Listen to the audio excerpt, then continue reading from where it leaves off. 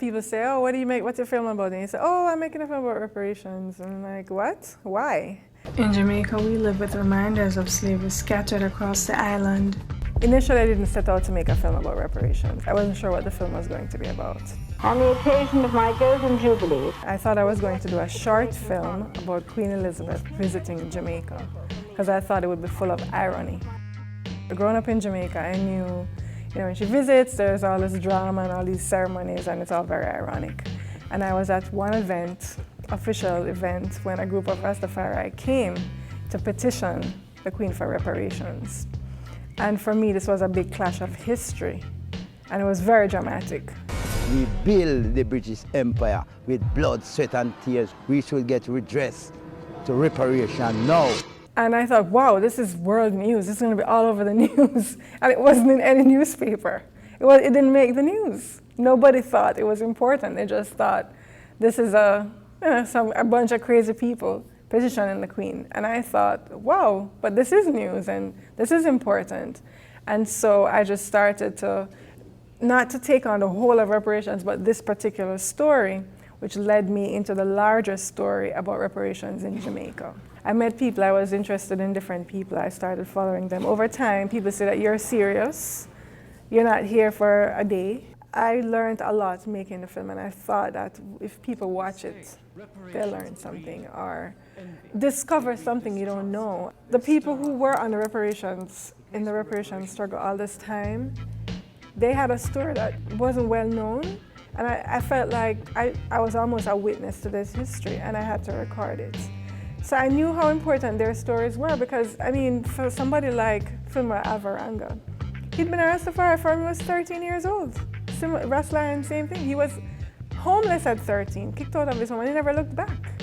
These people sacrificed their whole lives for what they believed in. And to me, that was inspiring. So if somebody doesn't like it, that's their problem. I knew that the film would be good, and I knew that the stories would be compelling and important.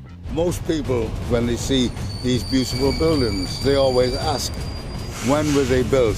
The correct question to ask is, where did the money come from? We don't know our story, and for me, that's the first part of reparations. To make the film, I read a lot about slavery around the world, and then in the US, the Caribbean, and then I focused on Jamaica. But I read about slavery in a lot of places, and I realized that for the New World really was the worst. That's not debated. When I read Ta-Nehisi's article, a lot of that I'd read, just over the course of researching this film, but even before that, about redlining, covenants, the discrimination around housing, around work, where you're paying more to live in the ghetto than to live in the suburb, but still you can't get employment. All of that, and mass incarceration, all of that clearly leads, it's all just different branches of the legacies of slavery.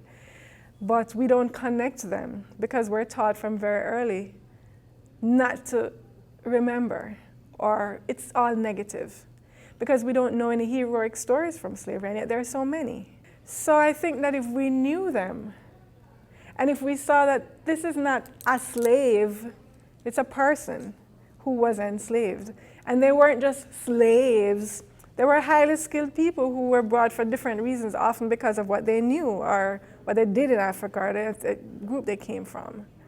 But we don't know any of that, really. So that's why. And we're told not to know.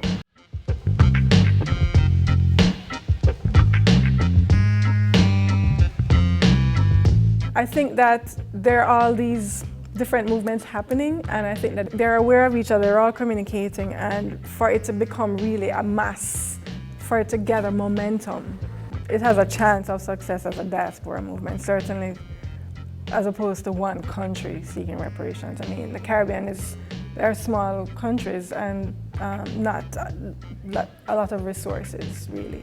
So it has to be a collective effort, especially since they were all colonies anyway of different European countries, and that's exactly what that movement is about.